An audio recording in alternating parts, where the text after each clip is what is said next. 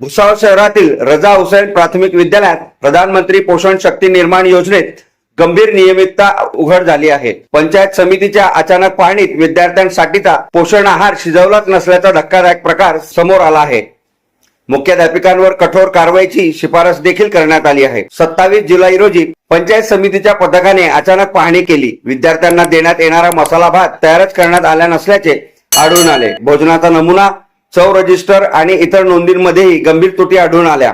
विद्यार्थ्यांसाठी पिण्याचे पाणी, स्वच्छतागृहाची आणि स्वयंपाकघराची अत्यंत दयनीय अवस्था आढळली।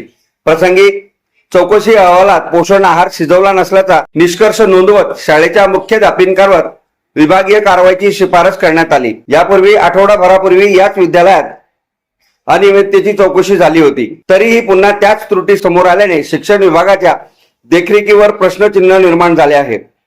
विद्यार्थ्यांच्या पोषणाशी आणि आरोग्याशी संबंधित या गंभीर प्रकरणात केवळ नोटीस नव्हे तर कठोर विभागीय आणि कायदेशीर कारवाईची पालकांनी मागणी केली आहे। आता जिल्हा परिषद आणि शिक्षण विभाग संपूर्ण प्रकरणाबाबत नेमकी कोणती भूमिका घेतात याकडे सर्वांचे लक्ष लागून आहे। Bureau report, Mahanews 19, Bhusawal.